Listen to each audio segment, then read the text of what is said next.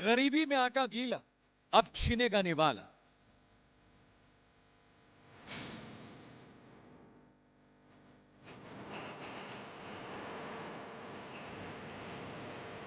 कर्ज की मियाद खत्म, अब नहीं बचा है वक्त।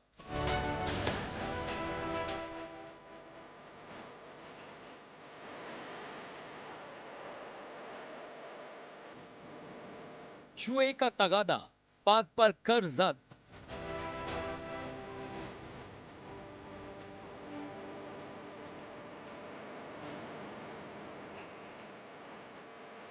बन रहे थे चौधरी, दोस्ती अब महंगी पड़ी।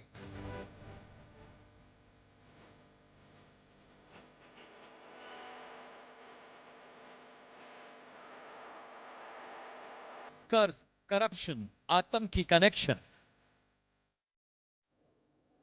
दर्शकों, आज सवाल सिर्फ पाकिस्तान के कर्ज का नहीं है। सवाल है नीयत का, सिस्टम का और उस खेल का जो दुनिया के सामने छुपाकर खेला जा रहा है। एक तरफ कंगाल होता पाकिस्तान, दूसरी तरफ अरबों डॉलर का कर्ज और तीसरी तरफ आतंक की छाया। आखिर ये कैसा देश है जो आईएमएफ से भीख मांगता है, यूनाइटेड अरब अमीरात से कर्ज लेता है, चीन से उधार पर चलता है, लेकिन उसी वक्त उस पर आतंकी फंडिंग के आरोप भी लगते हैं। आज की सबसे बड़ी खबर यह है कि यूएई ने कहा है कि पैसा वापस करो और पाकिस्तान को अरबों डॉलर लौटाने पड़ सकते हैं। सवाल यह है कि क्या भरोसा खत्म हो गया है?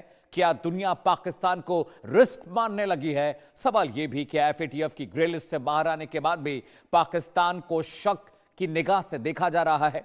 महंगाई आसमान पर, पेट्रोल, आटा, बिजली सब आम आदमी की पहुंच से बाहर है।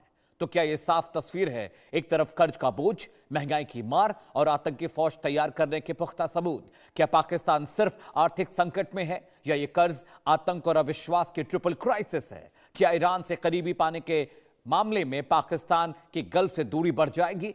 क्या यूएई के बाद अब सऊदी और चीन पाक से अपना कर्ज वापस मांगने वाले हैं? एक्सपर्ट्स की राय क्या है, जरा वो भी सुन लीजिए। पश्चिमी एशिया के तनाव और संकट से दुनिया के सभी देश एक आर्थिक सदमे की स्थिति में हैं और जो पश्चिमी एशिया के देश, सभी देश किसी न किसी रूप में प्रत्यक्ष या अप्रत्यक्ष रूप से इस तनाव में सहभागी बने हुए हैं, केवल सदमे में ही नहीं है। तो ऐसी स्थिति में जो पाकिस्तान की अर्थव्यवस्था है वो पहले से बहुत कमजोर है और अब यूएई ने अपना जो पैसा पाकिस्तान की बैंकों में जमा है या पाकिस्तान को ऋण दे रखा है उसको वापस देने के लिए दबाव बना रहे हैं और दुनिया के सभी देश किसी न किसी रूप में वित्तीय और आर्थिक सदमे में हैं। इसलिए वो भी चाहेंगे कि जिनको हमने पैसा दे रखा है, ऋण दे रखा है, उसकी रिकवरी करें, उसको वापस लें। हो सकता है कि पाकिस्तान में भी इस तरह की स्थिति बन जाए कि आवाम है वो सड़कों पे आ जाए, क्योंकि पाकिस्तान की सरकार ने जन सामान्य के लिए कोई विशेष पैकेज नहीं देके पेट्रोल, डीजल और जो दूसरी चीजों के पैसे बढ़ गए हैं उनको नियंत्रित करने में, मैनेज करने में सफल नहीं हो पाई है। पाकिस्तान के पास फिलहाल मात्र 21 बिलियन डॉलर का फॉरेन करेंसी का रिजर्व है, जो कि उसके 2 हफ्ते या 3 हफ्ते के लिए जो जरूरी सामान आयात करना पड़ता है, जैसे कि दवाइयाँ, फूड आइटम्स, उनके लिए ही काफ़ी है या नाकाफ़ी है। ऐसी हालत में आज अगर सऊदी अरेबिया अपना 5 बिलियन डॉलर वापस मांग ले, चीन अपना 4 बिलियन डॉलर वापस मांग ले, तो पाकिस्तान तो कहीं का भी नहीं रहेगा। पाकिस्तान की जो रिमिटेंस, पाकिस्तान के जो लोग काम कर रहे हैं अरब कंट्रीज़ में, वो रिमिटेंस भी इस युद्ध के चलते लगातार घट रही है। ऐसे में पाकिस्तान के पास सिर्फ एक ही चारा है कि वर्ल्ड बैंक में जाए, आईएमएफ में जाए, एशिया डेवलपमेंट बैंक में जाए और वहाँ पे अमेरिका के शरण में आकर अमेरिका के इशारे पर कुछ लोन शायद मिल जाए। लेकिन वह लोन जब भी पाकिस्तान को मिलता है उसमें जो इंटरेस्ट होता है, सूद होता है, पाकिस्तान तो उस इंटरेस्ट को ही वापस करने में अपने को नाकामयाब महसूस करता रहा है। तो भविष्य में पाकिस्तान वर्ल्ड बैंक, आईएमएफ या एडीबी का लोन कैसे वापस करेगा, इसकी कोई भी प्लानिंग या वर्क सॉल्यूशन अभी तक पाकिस्तान के आकाओं के पास नहीं है। तो आपने एक्सपर्ट की एनालिसिस सुन ली, अब देश का सवाल भी सुन लीजिए जिस पर हम चर्चा करेंगे। सवाल नंबर 1, ईरान से करीबी के चलते क्या यूएई ने पाकिस्तान से कर्ज वापस मांगा है? सवाल नंबर 2 जिस पर हम चर्चा करेंगे पैनल से, क्या पाकिस्तान की साख पर अब गल्फ देशों का भरोसा नहीं रहा? क्या वो भरोसा पाकिस्तान ने खो दिया है? सवाल नंबर 3, क्या अब चीन और सऊदी भी अपना पैसा वापस मांगेंगे पाकिस्तान से? सवाल नंबर 4 आपकी स्क्रीन पर आने जा रहा है दर्शकों, क्या international monetary fund, world bank Pakistan को दोबारा बेल आउट करेंगे? सवाल नंबर 5 आपकी स्क्रीन पर, जिसके बारे में मैं पैनल से सवाल पूछूंगा, क्या पाकिस्तान का दिवालिया होना तय है? जो हालात वहां पर हैं, और अगर यूएई का कर्ज लौटाना पड़ा तो क्या कुछ होगा? दर्शकों, पूरा कंटेंट लेकर आए हैं, पूरी डिटेलिंग आपके लिए लेकर आए हैं, और इस डिटेलिंग के जरिए आपको समझाने और बताने की मैं कोशिश करूंगा कि आखिरकार पाकिस्तान की स्थिति, उनका हालत हाजरा किस तरह से होने जा रहा है, बिगड़ने जा रहा है, क्योंकि यूएई ने पैसे वापस मांग लिए हैं, चीन पर भी लगातार दबाव बन रहा है पाकिस्तान से पैसे लेने के लिए। इसके अलावा सऊदी अरब से भी बहुत सारा पैसा पाकिस्तान ने लिया है, international monetary fund, world bank, ये तमाम जो संस्थाएं हैं। लेकिन यूएई ने पाकिस्तान से पैसा वापस मांगा है, खबर क्या है? खबर समझना बहुत जरूरी है दर्शकों। यूएई मित्र राष्ट्र पाकिस्तान का, सऊदी मित्र राष्ट्र पाकिस्तान का, आखिर ऐसा कैसे हो गया? जी हां, खबर नंबर 1, यूएई ने $2 अरब का कर्ज वापस मांगा है पाकिस्तान से। खबर नंबर 2, जो बहुत इंपॉर्टेंट डेवलपमेंट है, पाक फिलहाल कर्ज लौटाने की हालत में नहीं है, उनका फॉरेन रिजर्व बहुत कम बचा हुआ है। $2 अरब मतलब 16,500 करोड़ रुपए होते हैं। खबर नंबर 3 आपकी स्क्रीन पर दर्शकों, आखिरकार ईरान जंग के बीच फैसला पाकिस्तान के लिए बहुत मुश्किल पैदा करेगा, क्योंकि क्रूड के प्राइसेस हाई हैं, महंगाई चरम पर है। ऐसे में इतना भारी भरकम कर्ज लौटाना पड़ जाए तो किसी भी मुल्क की हालत खराब हो जाएगी, पाकिस्तान की क्या ही बात करें। खबर नंबर 4 आपकी स्क्रीन पर दर्शकों, जिस पर हम चर्चा करेंगे, फैसला पाक इकोनॉमी के लिए बड़े झटके से कम नहीं होगा। ऑलरेडी वहां पर बहुत सारे ऑस्टेरिटी मेजर्स लिए जा रहे हैं, उसके बाद अगर यह प्रेशर बनता है कि $2 अरब लौटाने हैं और इस महीने के आखिर तक, तो जरा सोचिए कि क्या हालत हो रही होगी। अगला अपडेट आपकी स्क्रीन पर दर्शकों आने जा रहा है, फैसला पाक की इकोनॉमी के लिए बहुत बड़ा झटका, ये मैंने आपको बता दिया। अगला जो पॉइंट है, $2 अरब का मतलब करीब 16,500 करोड़ रुपए होते हैं। अब समझिए कि ये डिटेलिंग ये कितनी मुश्किल पैदा करेगा, आप ये समझिए। और अगली जो खबर आने जा रही है, खबर नंबर 6 आपकी स्क्रीन पर आने जा रही है।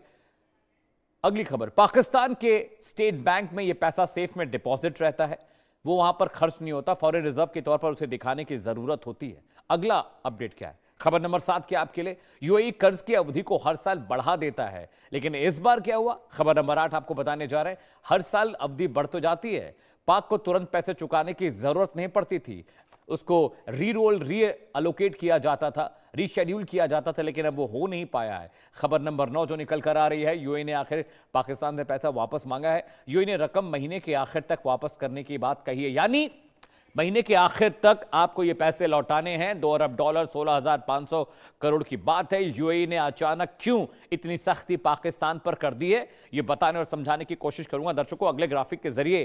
कर्ज की मियाद बढ़ी क्यों नहीं है? क्या पाक से यूएई नाराज हो गया है कि अचानक कह रहा है कि भाई इस महीने के आखिर तक पैसा लौटाइए? ऐसा हो क्या गया?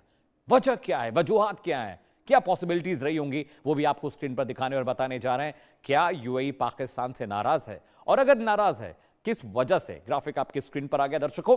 ईरान ने पाक की कथित नजदीकी से अबू धाबी नाराज है। आपको पता है मीडिएशन की बात पाकिस्तान कर रहा है। वजह नंबर 1, ईरान से नजदीकी बढ़ी, इस वजह से यूएई नाराज हो जाए। वजह नंबर 2, पाकिस्तान की विदेश नीति को लेकर यूएई ने सवाल खड़े किए कि आप ईरान की तो बात करते हैं, आप ईरान को इतना सपोर्ट करते हैं, लेकिन आपने यूएई में जो तबाही हुई, बर्बादी हुई, इसे लेकर कोई बातचीत की? वजह नंबर 3, ईरान जंग पर पाक के रवैये से यूएई बेहद नाराज है। नाराजगी की वजह इसीलिए शायद पैसा तुरंत लौटाने की बात कही गई है। वजूहात अगले। वजह नंबर 4, जो सिचुएशन वहां पर बनी है, ईरान हमले से यूएई को सबसे ज्यादा नुकसान उठाना पड़ा। दर्शकों ये हमारा आप जानते हैं कि ईरान के हमले में सबसे अधिक नुकसान यूएई को उठाना पड़ा है। जी हां, अगला पॉइंट वजह नंबर 5 आपको बताने जा रहे हैं। यूएई पर हुए हमले के बाद पाक ने कोई कदम नहीं उठाया, कोई बात नहीं की, ईरान की आलोचना नहीं की, और गल्फ कंट्रीज पर जिस तरह से ईरान ने हमले किए उसे लेकर पाकिस्तान ने चुप्पी साधे। और यही बात यूएई को खराब लगी है, नागवार गुजरी है। अगले ग्राफिक्स पर आते हैं दर्शकों, पाकिस्तान में चल क्या रहा है, पड़ोसी की हालत कैसी है, यह जानना बहुत जरूरी है। और बिना उसको जाने ये डिटेल, ये सिचुएशन आप नहीं समझ पाएंगे कि आखिर कर्ज लौटाने में दिक्कत क्या है। जी हां, अपडेट नंबर 1, पड़ोसी के अपडेट बता देते हैं। सरकारी खर्चों में कटौती का ऐलान पाकिस्तान सरकार ने किया है, क्योंकि उनको लगता है कि अभी जो सिचुएशन है, ऑस्टेरिटी मेजर्स बहुत इंपॉर्टेंट है, बहुत जरूरी है। अपडेट नंबर 2 आपकी स्क्रीन पर दर्शकों, सरकारी गाड़ियों के फ्यूल अलाउंस में 50% की कटौती कर दी गई, यानी पैसा बचाया जा रहा है, कटौती की जा रही है, खर्चा कम किया जा रहा है, क्योंकि इन्फ्लेशन हाई है, क्रूड महंगा है। अगला अपडेट, अपडेट नंबर 3, सरकारी डिपार्टमेंट की 60% गाड़ियों का इस्तेमाल 2 महीने के लिए बंद कर दिया गया है, यानी 60% सरकारी जो गाड़ियां हैं उनका इस्तेमाल नहीं होगा, वो बंद कर दी गई हैं। अगला अपडेट आपकी स्क्रीन पर दर्शकों आने जा रहा है, अपडेट नंबर 4, फेडरल कैबिनेट अगले 2 महीने के लिए सैलरी नहीं देगी, यानी फेडरल कैबिनेट के जो कैबिनेट के मंत्री हैं, जो कर्मचारी हैं, दुनिया भर के लोग, उनको अब पैसा नहीं मिलने वाला, यानी सैलरी 2-3 महीने तो नहीं आ रही है। अपडेट नंबर 5 आपकी स्क्रीन पर, सांसदों की सैलरी में 25% की कटौती होगी, यह बात भी सरकार ने ऐलान किया है। शहबाज शरीफ ने बाकायदा प्रेस कॉन्फ्रेंस कर यह बात कही है कि भाई पैसा बचाना है, ऑस्टेरिटी मेजर बहुत इंपॉर्टेंट है। अपडेट नंबर 6, जो सरकारी अधिकारी 3 लाख से ज्यादा कमाते हैं उनकी 2 दिन की सैलरी काटी जाएगी, उनकी 2 दिन की सैलरी कटेगी, और इसका मतलब है कि सरकार हर तरफ से कैची चला रही है। अपडेट नंबर 7, सरकारी डिपार्टमेंट के खर्च में 20% की कटौती की बात कही गई है, यानी शहबाज शरीफ ने अभी जो फिलहाल कंडीशन चल रही है, क्रूड ऑल टाइम हाई पर है, इन्फ्लेशन ऑल टाइम हाई पर है, 450-500 पाकिस्तानी डॉलर प्रति लीटर वहां पर पेट्रोल बिक रहा है। पब्लिक प्राइवेट सेक्टर में 50% स्टाफ घर से काम करेंगे, यानी वर्क फ्रॉम होम का भी ऑप्शन सरकार ने दे दिया कि भाई लोग घर पे रहेंगे, दफ्तर कम खुलेंगे, फ्यूल कैपेसिटी कम खर्च होगी, बिजली कम खर्च होगी। अपडेट नंबर 9, वर्क प्लेस सप्ताह में 4 दिन ही खोलेंगे, यानी आपको सिर्फ हफ्ते में 4 दिन दफ्तर आकर काम करना अगर आप पाकिस्तान में रहते हैं, बाकी दिन आप घर से काम करेंगे। अपडेट नंबर 9 आपको बता दिया। अपडेट नंबर 10, सरकारी डिपार्टमेंट के लिए गाड़ी, फर्नीचर, एयर कंडीशनर खरीदने पर फिलहाल रोक रहेगी, यानी जो लविश चीजें हैं उनकी खरीदारी सरकार ने बंद कर दी है। अपडेट नंबर 11 आपकी स्क्रीन पर आने जा रहा है दर्शकों, मंत्रियों, सलाहकारों, सरकारी अधिकारियों के विदेश दौरे पर भी रोक लग गई है, यानी विदेशी दौरे पर अब बैन होगा जब तक हालात सुधर नहीं जाते। अपडेट नंबर 12 आपकी स्क्रीन पर आने जा रहा है दर्शकों, इसके बारे में हम चर्चा करेंगे, आपको बताएंगे।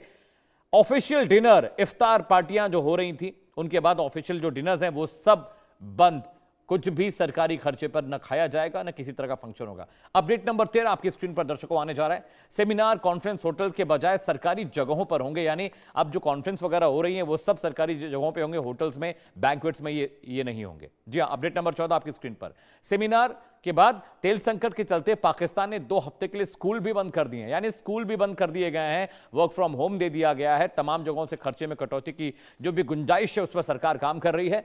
अगला अपडेट, पाकिस्तानी मंत्रियों को 6 महीने तक सैलरी नहीं मिलेगी, यानी पाकिस्तान के जो मंत्री हैं 6 महीने तक अभी सैलरी उनकी नहीं आने वाली। अगले ग्राफिक्स पर आते हैं दर्शकों, अगला कंटेंट आपको फटाफट बताते हैं। एक बड़ा पैनल मेरे साथ कुछ ही वक्त में जुड़ने वाला है, उसके जरिए हम समझने और जानने की कोशिश करेंगे कि आखिर क्या कुछ वहां पर चल रहा है। जी हां, अगला, पाक में मचे हाहाकार की वजह क्या है, आखिर क्यों इतनी दिक्कत हो रही है, वो भी आपके लिए समझना बहुत जरूरी है। वजह बताने जा रहे हैं क्यों पाकिस्तान में इतना ह्यू एंड क्राई मचा हुआ है। पहली वजह फॉरेन करेंसी की शॉर्टेज है, जैसा कि आपको बताया, हमारे एक्सपर्ट ने बोला कि फॉरेन करेंसी उनके पास बिल्कुल नहीं है, 2-4-5 दिन का रिजर्व है। वजह नंबर 2, डॉलर रिजर्व बेहद कम हो गया है, जिसकी वजह से पाकिस्तान परेशान है, क्योंकि उनका जो फॉरेन करेंसी है उसका खजाना बिल्कुल खत्म हो चुका है। वजह नंबर 3 आपकी स्क्रीन पर, डॉलर कम होते हैं तो तेल खरीदना महंगा हो जाता है, और वैसे भी क्रूड ने हाहाकार मचा रखा है, दुनिया भर की इकॉनमी को इंपैक्ट पड़ा है। वजह नंबर 4, कर्ज देने के बदले IMF ने सख्त शर्तें रखी हैं पाकिस्तान पे, जो ऑस्टेरिटी उनको बताई गई करने के लिए वो उनको करना ही पड़ेगा, कहां से खर्चे में कटौती है, कहां टैक्स बढ़ाना, ये सब चीजें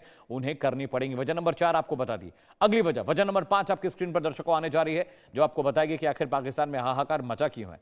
पेट्रोल डीजल पर सब्सिडी खत्म करने का आदेश सरकार ने दे दिया, जिसकी वजह से पेट्रोल और डीजल भी पाकिस्तान में ऑल टाइम हाई बिक रहे हैं, बहुत महंगे हो गए हैं। वजह नंबर 6 आपकी स्क्रीन पर आने जा रहा है दर्शकों, सरकारी खर्च कम करने की मजबूरी है, क्योंकि अगर खर्चा कम नहीं होगा, डोमेस्टिक कंजम्पशन कम नहीं करेंगे, खर्चा कम नहीं करेंगे, तो वहां पर और दिक्कतें बढ़ जाएगी। सरकार पर टैक्स बढ़ाने का दबाव है, क्योंकि सरकार को अपने खर्चे बचाने हैं, सरकारी पैसे को खर्च होने से रोकना है, तो टैक्सेस बढ़ाने ही पड़ेंगे। वजह नंबर 8 आपकी स्क्रीन पर, इस्तेमाल का 80 से 85% जो तेल है वो विदेश से इंपोर्ट करती है सरकार, पाकिस्तान सरकार, इसलिए भी बहुत सारी दिक्कतें हैं, जैसे कि बाकी मुल्कों में हो रहा है। वजह नंबर 9, ट्रांसपोर्ट और बिजली भी महंगी है पाकिस्तान में, इस वजह से भी वहां पर दिक्कतें बढ़ती जा रही हैं। वजह नंबर 9 आपकी स्क्रीन पर आ जा रहा है। ट्रांसपोर्ट और बिजली महंगी होने की वजह से सरकारी डिपार्टमेंट हो या भी और भी फैक्ट्रीज हैं, वहां पर भी काम ठप हो गया है क्योंकि बिजली का बिल बहुत ज्यादा आ रहा है। इस वजह से भी लोग परेशान हैं।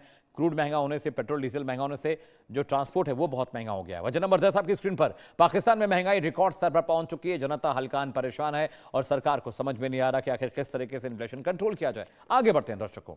ठीक है, पाकिस्तान पर कितना कर्ज है वो भी आपको बताने जा रहे हैं। आपके लिए समझना बहुत जरूरी है।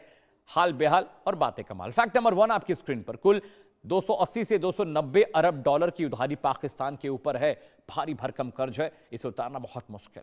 फैक्ट नंबर 2, घरेलू कर्ज करीब 54 ट्रिलियन पहुंच चुका है। जी हां, बहुत बहुत मुश्किल में पाकिस्तान की इकॉनमी। फैक्ट नंबर 3, पाकिस्तान ने अपने बैंकों और संस्थानों से उधार लिया हुआ है और इस वजह से भी सरकार की मुश्किलें लगातार बढ़ रही हैं। फैक्ट नंबर 4 आपकी स्क्रीन पर दर्शकों, विदेशी कर्ज लगभग 130 अरब डॉलर को पार कर चुका है। यानी कर्ज के मामले में पाकिस्तान की हालत बहुत खराब है। फैक्ट नंबर 5, आईएमएफ यानी इंटरनेशनल मॉनेटरी फंड, चीन, विश्व बैंक यानी वर्ल्ड बैंक, सऊदी अरब, यूएई से उधार वाला जो मसला है वो भी बहुत मुश्किल पैदा कर रहा है। फैक्ट नंबर 6, कर्ज जीडीपी का लगभग 70% तक पहुंच गया है और यही सबसे बड़ी मुश्किल होने जा रही है पाकिस्तान के लिए। अगले ग्राफिक्स पर आते हैं दर्शकों। सबसे ज्यादा कर्ज पाकिस्तान ने किससे लिया है, किसने सबसे अधिक कर्ज इनको दिया है, यह आपको समझना जरूरी है और इसके बिना आप पाकिस्तान का हालत हाजरा नहीं समझ पाएंगे। देखिए किन किन संस्थाओं ने पाकिस्तान को कर्ज दिया, वो आपकी स्क्रीन पर आने जा रहा है दर्शकों। वो डिटेल में आपको बताने जा रहा हूं, उसके जरिए आपको समझाएंगे। पाक को उधार देने वाली संस्थाएं, नंबर 1 पे आईएमएफ इंटरनेशनल मॉनेटरी फंड ने भारी भरकम पैसा पाकिस्तान को उधार दे रखा है और इसीलिए सख्ती भी है। दूसरा, चीन ने भी बहुत भारी भरकम पैसा दे रखा है पाकिस्तान को और उसका भी दबाव है। बहुत मुमकिन है कि चीन भी अपना पैसा पाकिस्तान से शायद वापस मांगने की कोशिश करे। यूएई के बाद कर्ज, तीसरा संस्थान वर्ल्ड बैंक से बहुत सारा पैसा ले रखा है पाकिस्तान ने और वहां से भी बहुत मुश्किलें हैं, वहां से भी बहुत दबाव है और वहां से भी बेल आउट की अब उम्मीद कम लग रही है। अगला, चौथे नंबर पे एशियन डेवलपमेंट बैंक है। इसने भी बहुत बड़े पैमाने पर पाकिस्तान को पैसा दे रखा, उधार दे रखा और यहां पर भी हालत पाकिस्तान की बहुत ज्यादा खराब है। अगला, एशियन डेवलपमेंट